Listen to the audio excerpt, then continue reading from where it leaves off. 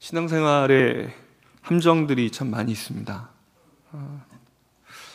지난 수요 설교 시간에 황준영 목사님이 좀 나눠주셨던 것처럼 가나 혼인잔치에서 그 포도주를 나르고 그 모든 기적들을 경험했지만 본인들은 그 하나님 나라의 잔치에 예수님을 신앙하는, 예수님을 신뢰하고 그분을 쫓는 이 기쁨의 잔치에 참여할 수 없었던 그 하인들이나 혹은 연회장 같은 삶.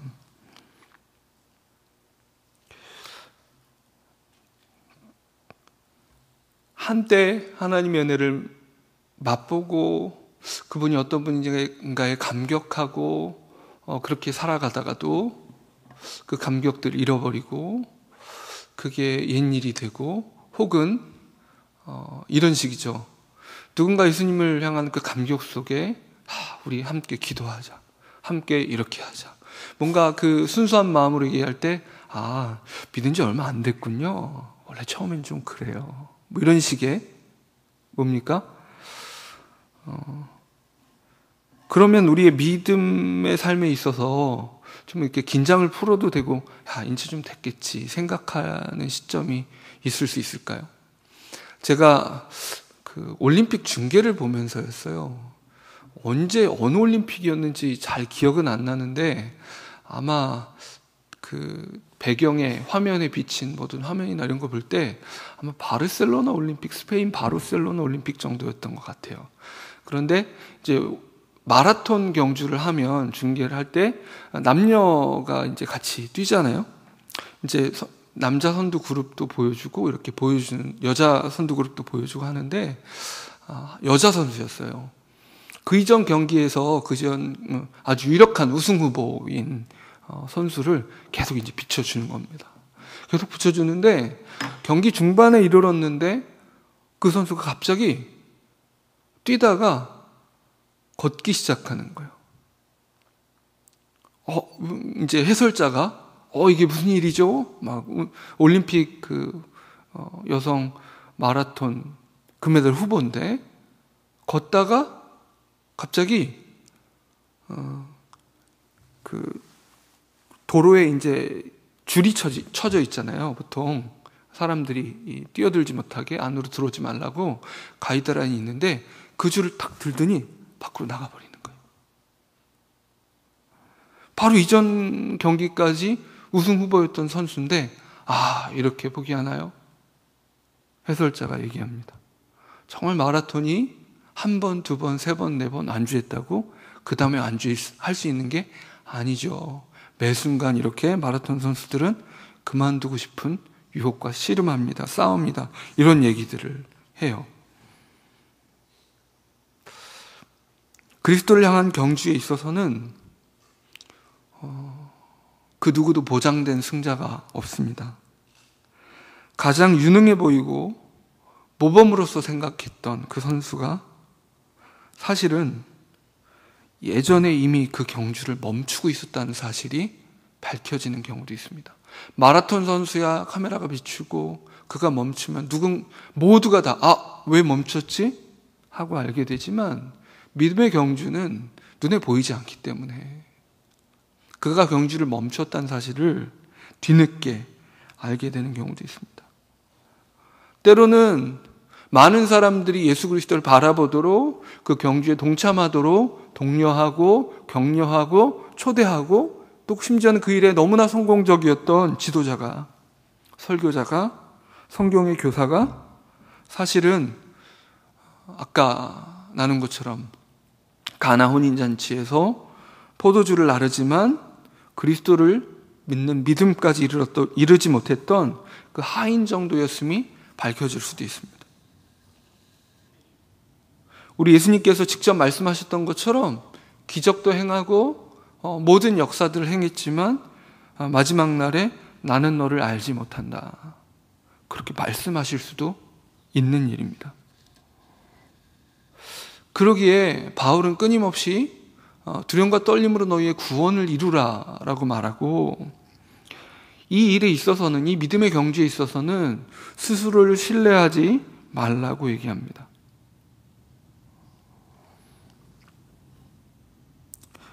우리 오늘 읽은 이 본문 바로 앞에 본문에 표대를 향하여 그리스도 예수 안에서 하나님이 위에서 부르신 부름의 상을 위하여 달려가노라. 드라마 바이블을 들으니까요, 이 장면, 이 성경을 성구가 딱 읽는데 그 뒤에 배경음악으로 와 환호성 소리가 들려요. 무엇을 향한 경주인지 아시겠죠? 결승점을 향한 경주입니다. 그저 마라톤에 1구간, 2구간, 3구간을 잘 뛰기 위한 경주가 아니라 결승점에 도달하기 위한 경주입니다. 17절 말씀 함께 읽겠습니다. 시작. 형제들아 너희는 함께 나를 본받으라. 계속 읽겠습니다. 그리고 너희가 우리를 본받은 것처럼 그와 같이 행하는 자들을 눈여겨보라. 그러기에 이 일이 있어서는 스스로를 신뢰하지 않고 매일 영적인 경주를 경주했던 바울은 일상의 경주를 스스로 몸부림치면서 성도들한테 권합니다. 나를 따라오세요. 나랑 같이 뜁시다. 여러분, 홀로 뛴다고 생각하면 이게 언제 끝나지? 막연합니다. 하지만 함께 뛸 때는 그 사이클도 그렇고 마라톤도 그렇고 항상 선두 그룹이 있죠. 힘을 내면 혼자 막 치고 나갈 수 있을 것 같지만 사실은 경쟁자가 있고 함께 뛰고 이 바로 옆에서 거친 숨소리가 들릴 때 정말 온 힘을 다해서 뛰는 한 사람이 바로 내 옆에 있을 때 함께 뛰어야 될 이유들을 발견하고 그 힘을 되찾을 수 있는 것입니다. 바울은 나 이렇게 뛰고 있으니 너희도 함께 뛰자, 끝까지 뛰자, 이렇게 얘기합니다. 18절에 내가 여러 번 너희에게 말하였거니와 이제도 눈물을 흘리며 말하노니 여러 사람들이 그리스도의 십자가의 원수로 행하느니라. 그 대열에서 이탈한 사람들이 분명히 있다는 거예요. 그 대열에서 이탈한 사람들, 그 사람들을 바라볼 때마다 바울은 눈물을 흘리는 거죠. 정말 기가 막힌 거예요. 한때는 그가 나와 함께 뛰었는데, 한때는 예수 그리스도께 시선을 정확하게 맞추고 있었는데, 주님을 예배하는 것이 그의 가장 큰 행복이었는데, 이제는 무엇입니까? 그들의 마침은 멸망이요, 그들의 신은 배요. 여러분, 한국 사회에 있어서 가장 큰 오락거리가 두 가지라 그래요. 우리 예능 프로그램을 보면 우리 한국 사람들이 무엇을 원하는지에 대해서 대다수가 무엇을 원하는지 이렇게 잘 보입니다. 하나는 여행입니다. 여행을 다녀요. 연예인들이 요즘 TV에서 온통 여행을 다녀요. 그리고 또 어때요? 먹습니다. 먹는 것과 여행하는 것이 우리의 기쁨이고 로망이고 그런 것이요. 그래서 이 먹는 것과 여행하는 것, 일하지 않고 내가 땀 흘려도 내가 돈 벌기 위한 땀이 아니고 막상 우리 대신 우리의 눈요깃거리가 되어주기 위해서 여행하는 그 연예인들은 그게 일인데, 그렇죠? 카메라 돌아갈 때 하는 일이에요. 그런데 그것을 보면서 우리는 내가 마치 그 여행지에 있는 것처럼, 내가 마치 그 음식을 먹는 것처럼 위안을 얻습니다. 이 당시에 바울 앞에 있었던 그 하나님을 예배하기를 멈췄던 사람들이 예배했던 것은 먹을 거라는 거예요. 재밌게 메시지 성경에서 유진 피터슨이라는 사람은 그렇게 번역을 합니다. 너희의 신은 탐식이고, 그리고 또 너희의 찬송은 트름이다. 먹고 트름하는 것이 너희의 찬송 같다. 이렇게 얘기를 해요. 그 영광이 결국 부끄러움에 있고 땅의 일을 생각하는 사람이 된다. 여러분, 하나님을 바라보는 우리의 마음이 흐려지면 우리는 자연스럽게 우리의 본능과 욕구가 이끄는 대로 가게 됩니다. 우리 본문 바로 앞에, 우리가 읽은 바로 앞에서 사도 바울이 나는 8일 만에 할례를 받고 뭐하고 하지만 나는 그 모든 것을 배설물로 여기고 예수 그리스도 안에서만 발견되고 싶다. 그리스도를 향해서 그 표대를 향해서 내가 달려간다라고 말을 할 때 그때 어떤 위험과 어떤 악을, 함정을 신앙생활에, 신앙의 경주에 있어서 함정을 피하고자 하느냐면 자기의입니다. 자기의. 그 개들을 삼가고 과격한 말을 쓰고 있죠. 행악하는 자들 삼가고 이렇게 얘기할 때 뭔가 자기 의로 율법주의자들처럼 내가 뭔가 일을 해서 나의 일로, 나의 섬김으로, 나의 봉사로, 나의 경험으로, 나의 성취로 내가 인정받아야 되겠다. 내가 내 인생을 증명해봐야 되겠다라고 하는 그 모든 시도를 하고 있는, 여러분 처음에는 영으로 시작하는 거죠. 하지만 육으로 마치려는, 갈라디아서에서 경고하는 영으로 시작했다가 육으로 마치려는 그 사람들. 첫 번째 함정이 이 자기의였어요. 처음에는 내가 이 쓸데없는 인생이, 이 벌레 같은 인생이 정말 내가 봐도 혐오스럽게 죄의 진탕에서, 그 시궁창에서 질퍽거리는 그 속에서 뒹굴고 있던 이 인생이 나를 위해서 죽으신, 나를 위해서 생명 주신 예수 그리스도 안에서 이 예배의 자리에 와 있다는 사실만으로도 감격하고 기쁘고, 무엇에 감격해요? 무엇에 초점을 둬요? 내가 한 일이 아니라 그리스도께서 나를 위해서 하신 일에 온통 내 마음이 매혹돼서, 내가 신실하지 못함에도 불구하고 끝까지 나를 위해서 신실하신 그분의 행하심에 온통 내 마음이 뺏겨서 쫓아가다가 어느 순간에 그 감격 속에 섬겼고, 그 감격 속에 봉사했고, 그 섬김의 자리, 그 여정의, 그 믿음의 경주 속에서 경험한 수많은 가치 있는 일들이 있는데, 하나님께서 허락하신 그 가치 있는 일들에 내 마음을 빼앗기 시작해서 내가 한 일에, 왜냐하면 사람들은 그 믿음의 경주를 격려하기 위해서 내가 믿음의 경주를, 그 믿음의 수고를, 사랑의 수고를 할 때 격려해 주거든요. 인정해 주고 칭찬해 주거든요. 야, 우리 저 형제처럼, 집사님처럼, 저 자매처럼 우리가 좀 해야 되겠다, 이렇게 모델로 삼을 수도 있어요. 하지만 그 순간 우리의 마음이 빼앗기기 시작하는 거죠. 김래원이라는 탤런트가 있는데 낚시를 그렇게 좋아한대요. 뉴스 기사에서 본 건데, 왜 낚시를 그렇게 좋아하냐? 1년 365일 중에 한 200일 정도 낚시를 한대요. 이게 말이 되나 싶은데 왜 그렇게 낚시를 좋아하냐? 이렇게 물어봤더니 이렇게 얘기를 하는 거예요. 연예인이 되고 보니까 사람들이 그 주연급 배우 아닙니까? 그렇죠? 모든 스케줄도, 모든 것이 그 사람에게만 초점이 맞춰지는 거예요. 그렇죠? 어떻게 해서든 엑스트라 한 사람이 컨디션 안 좋은 거에 신경 씁니까? 하지만 이 한 사람의 컨디션과 감정의 흐름 자체가 너무나 중요한 거죠. 모두가 신경을 써요. 인정을 해줘요. 그러다 보니까 마음이 그 표현대로 하면 이래요. 정말 이 일을 한 지 오래됐지만, 정말 오랜 시간이 됐지만 여전히 사람들이 그 일을 하면 어깨가 으쓱해지고 힘이 들어가고 목이 꼿꼿해지는데, 물가에 가서 낚시를 딱 들이고 가만히 그걸 들여다보다가 오고 나면 어느새인지 어깨에 들어갔던 힘이 빠지고 편안해진다.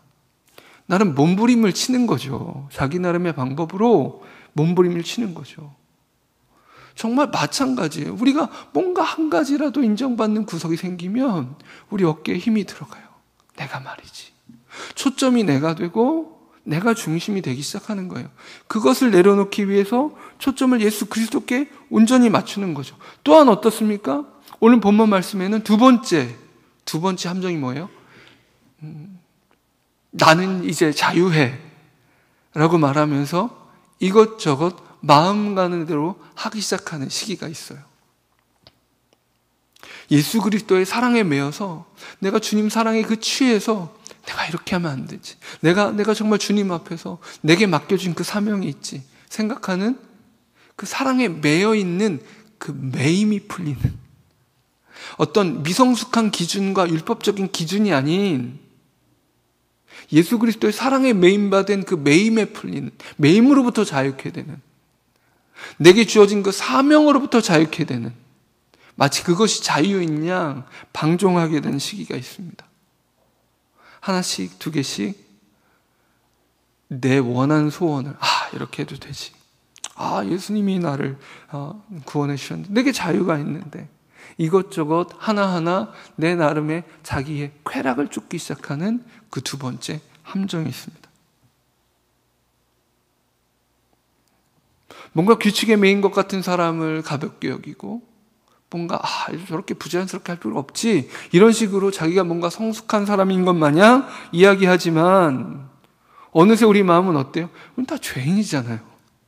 얼마나 새로워진 사람이 아니에요. 회심한 즉시로 우리의 모든 죄된 본성과 습관들이 완전히 싹 고쳐지지 않았어요. 바울이 그래서 내가 이미 얻은 줄로 생각하지 않고 지금도 여전히 뛴다라고 말합니다. 뒤에 있는 일은 잊어버리고 앞에 있는 것을 잡으려고 표대를 향하여 그리스도 예수 안에서 하나님이 위에서 부르신 부름의 상을 위하여 달려가노라 이야기합니다. 하나님께서 우리에게 주신 경주가 끝나지 않았는데 우리의 마음의 긴장을 풀고 그렇게 살아갑니다.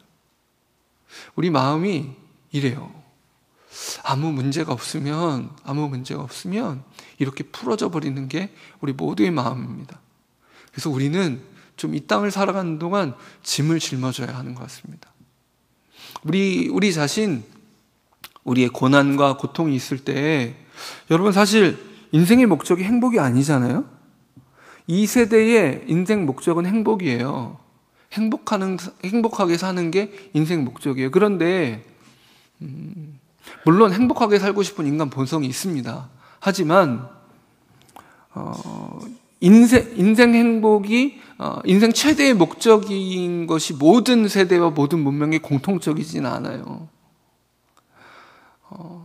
철학자들과 의사들 중에 이렇게 얘기하는 분들이 있어요. 특별히 그 고통에 대해서 그 아직 미개발 국가, 어떤 의료적인 혜택을 받지 못하고 모든 고통들을 더 어쩌면 선진국에서 태어났다면 금방 고칠 수 있는 그 질병이 장애가 되기도 하는 그런 상황들이 있잖아요. 근데 의사들 중에 이렇게 얘기하는 거예요. 거기서 진료를 하다가 뭔가 잘 사는 나라에서 진료를 하면 훨씬 고통이 덜한데 못 견딘다는 거죠. 왜 그럴까요? 그런 문화권에서는 고통이 어떤 의미를 가지고 있는지 그 문화 안에서 설명을 해줘요. 우리의 가족을 위한 고통이라든가 혹은 명예를 지키기 위한 고통이라든가 뭔가 윤회설을 믿는 그런 불교권이라면 내가 이 지금 고통당하는 건 다 전생에 잘못해서 그래. 내가 지금은 몰라도 전생에 잘못해서 지금 대가를 치르고 나중에 가면 뭔가 나는 잘 태어날 거야. 좋게 태어날 거야. 극락에 이를 거야. 뭐 이런 식의 고통에 대한 설명이 있는데 진화론을 중심으로 해서 우연히 태어난 인생, 그 인생은 목적이 없거든요. 진화론적 세계관에, 서구적인 세계관에서는 고통이 우연히 벌어진 사건이에요. 불필요한 사건이에요. 어떻게 해서든 벗어내 의미가 없거든요. 우주의 목적도 없고 우리 인생의 목적도 없기 때문에 고통의 목적도 없어요. 그러니까 인생 어떻게 살아야 돼요? 어떻게 하면 즐겁게 살 수 있을까? 행복이 인생의 목적이에요. 고통이 아무 의미가 없어요. 그런데 어떻습니까? 우리 믿음의 사람들에게 있어서 어때요? 지금의 쾌락이 전부가 아니에요. 우리에게 있어서는 우리가 종말에 바라볼 그 부활의 영광이 있단 말이에요. 그것을 위해서 지금 고난을 통과할 수도 있어요. 다니엘에게 있어서 인생의 목적이 행복이 아니었기 때문에 다니엘의 세 친구가 행복을 위해서 풀무불에 걸어 들어갔겠습니까? 다니엘이 행복을 위해서 사자굴에 들어갔겠습니까? 물론 궁극적인 행복이 하나님 앞에 있다 이렇게 해석할 수 있지만 당장의 행복을 위한 것이 아니죠. 무엇을 위해 풀무불에 그 고난 속으로 사자굴에 들어갈 수 있었습니까? 부르심인 거죠. 하나님 앞에 지켜야 될 그 거룩인 거죠. 그것이 인생의 목적이었던 거죠. 부활의 소망을 바라보는 그 인생들이, 우리 신자들이 끊임없이 우리 인생이 목적이 행복이 아니고 고통을 피하는 게 아니고 지금 이 문제로부터 벗어나는 게 내 인생 목적이 아니에요. 우리 인생의 목적은 그 고난을 통과해서라도 하나님께서 나를 만들어 가시는 그 손길 가운데 있는 거죠. 나를 만드시는 거예요. 우리 조금만 진지하게 인생에 대해서 생각해 봐도 어떻습니까? 편하게 아무것도 안 하고 뭔가 되는 일이 있습니까? 없어요. 없는데 마치 그렇게 하는 것 같은 사람들이 보여서 분노하는 거죠. 금수저, 뭐 이렇게 특권계층 이렇게 얘기하는데, 여러분 자세히 들여다보면 그 사람들은 고통이 없고 고난이 없겠습니까? 노력 없이 그것을 취하는 것이 반대 극부가 분명히 있을 겁니다. 제가 뭐 이렇게 특권계층으로 그렇게 깊이 살아가보지 못해서 잘은 모르지만 대가 없는 게 없어요. 고난 없는 삶이 없습니다. 눈앞에 놓인 그 함정에 빠지지 않고 그저 영으로 시작했다가 육으로 마치는 그 사람들, 먹는 것과 여행하는 것, 여유롭게 소비를 즐기고 오락을 위한 볼거리에 빠져서 그것을 우상숭배하는, 그 우상숭배에 괜찮지 뭐, 처음에 그렇게 생각했을지 몰라도 점점 깊이 빠져들어가는 그 삶에 절대로 동참하지 말라고. 그 결말이 그 욕망에 노예된 비참함과 수치밖에 없다고 사도 바울이 권면하고 있습니다. 그들의 마침은 멸망이요 그들의 신은 배요 그 영광은 그들의 부끄러움에 있고 땅의 일을 생각하는 자라. 그러나 이제 그 함정에 빠지지 않는, 오늘의 눈앞의 쾌락에 빠지지 않는, 고통으로부터 벗어나는 것이 전부인 것 마냥 하는 그 유혹에 빠지지 않는 그 비결이 어디에 있냐면, 우리 함께 20절, 21절 한번 읽어보겠습니다. 시작. 그러나 우리의 시민권은 하늘에 있는지라 거기로부터 구원하는 자 곧 주 예수 그리스도를 기다리노니 그는 만물을 자기에게 복종하게 하실 수 있는 자의 역사로 우리의 낮은 몸을 자기 영광의 몸의 형체와 같이 변하게 하시리라. 부활의 소망으로 얻는 힘이 있습니다. 당장의 눈앞에 쾌락이 주는 그 약속. 어쩌면 그 TV 프로그램에 여행 프로그램을 보면서 나도 저기 가야 되는데, 나도 저기 가야 되는데, 나는 언제 한번 저기 가보냐. 홈쇼핑에서 싼 비행기 티켓이 탁 뜨면 확 전화를 걸어서 긁어버리는 거죠. 혹은 돈을 차곡차곡 모아요. 그러면서 뭘 꿈꿔요? 나도 저기에.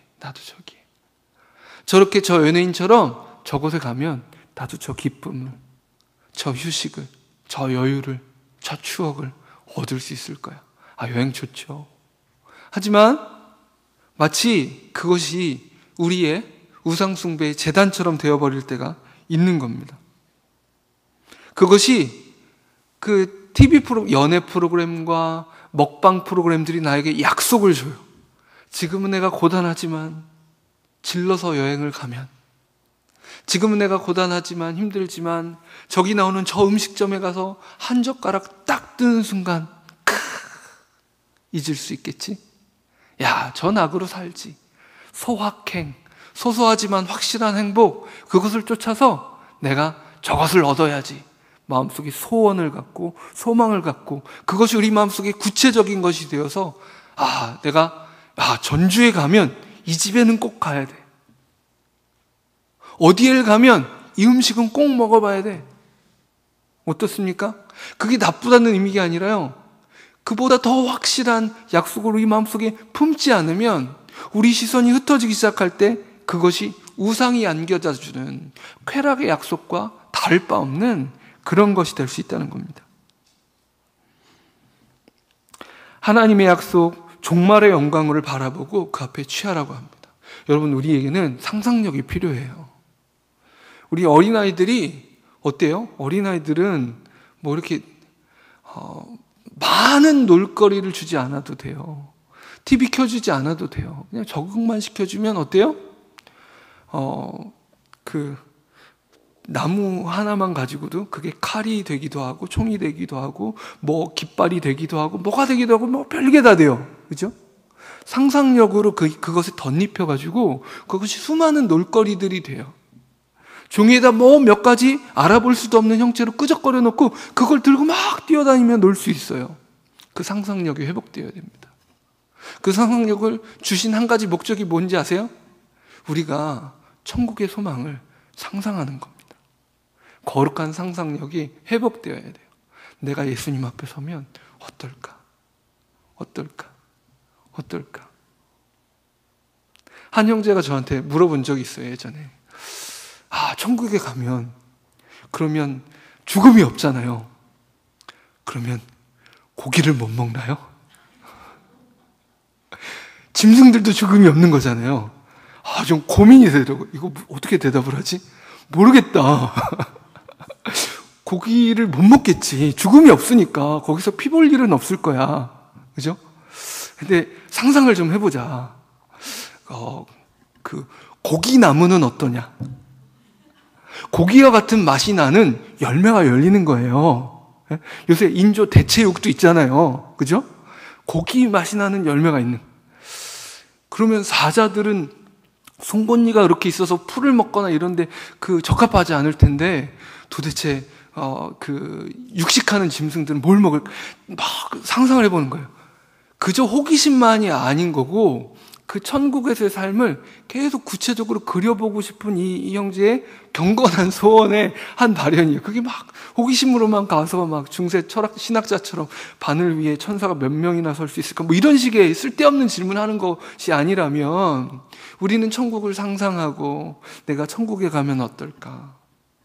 천국에 가면 우리 또 중요한 상상 중에 하나가 내 직업이 어떤 의미가 있을까를 상상할 때 천국에 가도 내 직업이 있을까를 상상하는 거거든요. 의사는 없을 거예요. 그렇죠? 병이 없으니까. 정말 인기 있는 직업이지만 의사도 없을 거고 변호사도 없을 거예요. 거기는 죄인이 없거든요. 소송이 없을 거예요. 병자가 없어요. 그래서 이렇게 혹시 의사이시거나 변호사인 분들은 천국에서 무슨 직업을 가져야 될까? 물론 하나님을 찬양하는 게 우리의 주 업무가 되겠지만 그곳에서도 우리의 창조성이 발휘될 거예요. 여러분 예술가들이 거기 가서 그림 안 그리겠어요? 그러면 이제 상상을 해보는 거예요. 나의 직업이 천국에도 있을까? 그때 회복된, 천국에서 온전케 된 그 모습으로 있을 때 나의 직업은 어떤 식으로 수행될 수 있을까? 건축가가 있을까요? 있을 거예요. 좀 투자가가 있을까? 저는 투자가가 있을 것 같아요. 돈을 투자하거나 이런 건 없을지 몰라도 예를 들어 이렇게 천국에서 한 형제가 하나님의 영광을 드러내기 위해서 멋진 건축물 하나를 만들겠다고 작정을 하는 거예요. 그러면 이제 천국의 투자가는 어떻게 될까요? 투자금을 끌어모으듯이 사람들을 막 불러 모으는 거죠. 우리 저 형제가 멋진 계획을 하나님의 영광을 위해서 이렇게 계획을 세웠는데 우리가 그 건축 프로젝트에 함께 동참합시다. 함께 우리 멋진 그림을 함께 그려봅시다. 우리 함께 노래를 만들어 봅시다. 우리 합창단 다시 한번 뭐 이렇게 할지 어떻게 알겠어요? 가봐야 알겠지만 하나님 나라 안에서 과연 어떻게 살아갈까? 무슨 영광이 있을까? 주님 내가 만났을 때 내가 뭐라고 말할까? 여러분 대통령 만나는 인터뷰가 있다면 마음으로 준비할 거 아니에요. 무슨 카메라가 딱 들이닥칠 텐데 그때 대통령을 향한 질문, 초등학생들에게 누구에게 이런 질문을 다 준비할 것처럼 내가 예수님 처음 딱 만나면 주님 다시 오시면 내가 처음 딱 주님 보면서 내가 뭐라고 딱 얘기해야지 이런 거 좀 준비하는 거죠. 주님이 나를 향해서 뭐라고 말씀하실까? 내가 뭐 하고 있을 때 예수님이 딱 오실까? 내가 뭐 하고 있다가 예수님을 맞이해야 될까? 거룩한 상상력을 동원하는 거예요. 그날을 꿈꾸는 거예요. 그날이 어떻게 내게 찾아올지, 그날에 내게 어떤 위로가 있을지, 지금은 내 마음을 아무도 알아두지 못할지언정 내 마음을 알고 계신 그 주님이 오셔서 내 눈을 바라보면서 내 마음속에 가득한 그 상처의 흔적, 고난의 흔적들을 바라보면서 뭐라고 말씀해 주실까를 마음에 그리는 거죠. 그러나 우리의 시민권은 하늘에 있는지라. 거기로부터 구원하는 자 곧 주 예수 그리스도를 기다리노니 마라나타 주 예수여 어서 오시옵소서. 기다리던 사도 요한을 비롯해서 초대교회 성도들의 그 마음이. 눈앞에 수많은 고난들이 있지만 사자들이 있고 검투사가 있는 그 경기장으로 들어가던 그들이 다니엘처럼 새 친구처럼 불 속에서 걸어나오면 얼마나 좋았겠어요. 검투사들이 마비된 것처럼 그들 향해 칼을 휘두르지 못했다면 얼마나 또 감격스러웠겠어요. 하지만 그들은 뭘 기다려요? 다니엘과 새 친구들이 바라보던 것과 더 확실한 약속. 무엇입니까? 예수 그리스도를 만날 그때를 기다리는 거죠. 스데반이 그 죽음의 순간에 하나님과 그 영광의 보좌 곁에 계신 예수 그리스도를 볼 수 있었던 것처럼 본 것입니다. 기다린 것입니다. 간절히 애타게 가장 좋은 것을 기다린 거예요. 나니아 연대기 맨 마지막에 주인공 어린아이들이 기차를 타고 가다가 사고를 당해요. 열차 사고로 다 목숨을 잃습니다. 그래서 그 전에 옷장문을 열고 나니아 왕국으로 들어갔다가 나왔다 하면서 왕을 사자로 표현되죠. 왕을 하나님을 뵀다가 또 그리워했다가 하는 모든 장면들이 연출된 뒤에 맨 마지막 권에 쾅 사고가 난 뒤에 눈을 딱 떴는데 주님 곁에 있는 거죠. 그러면서 이렇게 표현을 해요. 어제까지 방금 눈을 감았다 뜨기 전까지 모든 일들이 꿈처럼 아련하고 지금 이 순간에 함께 있는 하나님과 함께 있는 그 순간이 너무나도 생기 있고 확실하고 내가 살아왔던 어떤 인생보다 더 뚜렷해서 이전의 그 모든 것들이 마치 꿈처럼 아득했다.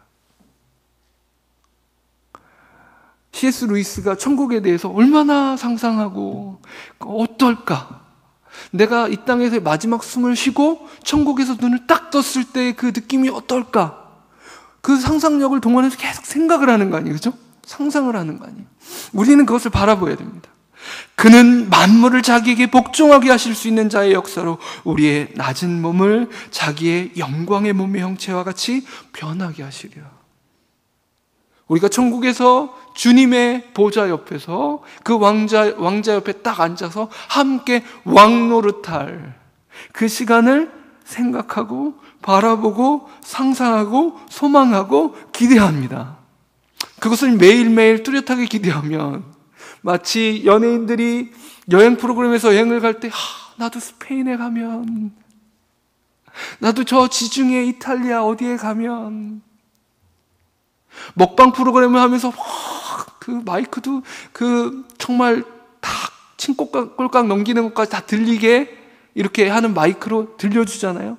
이게 얼마나 맛있을지, 얼마나 바삭한지.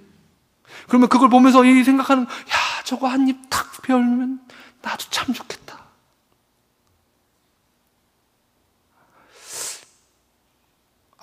우리도 오늘 저녁 짬뽕 시켜 먹을까?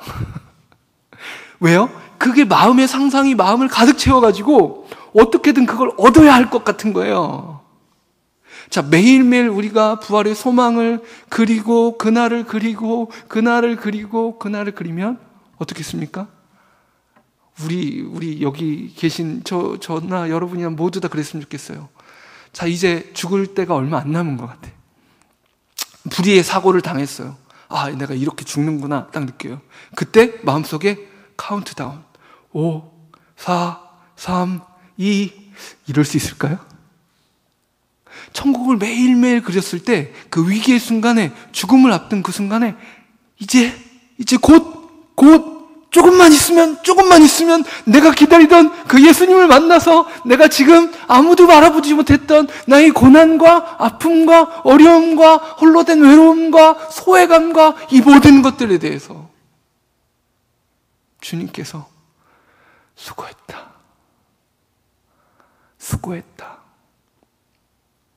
내가 너를 기다려왔다. 말씀하실 그 주님과의 대면을 기다릴 수 있다면, 딱 떠올릴 수 있다면, 여러분 이 새벽에 그렇게 될 수 있기를 소망하며 기도하기 소원합니다. 우리 함께 기도하겠습니다. 이 말씀처럼 우리 함께 예수 가장 귀한 그 이름 찬양하시면서 예수님을 마음에 좀 떠올리세요.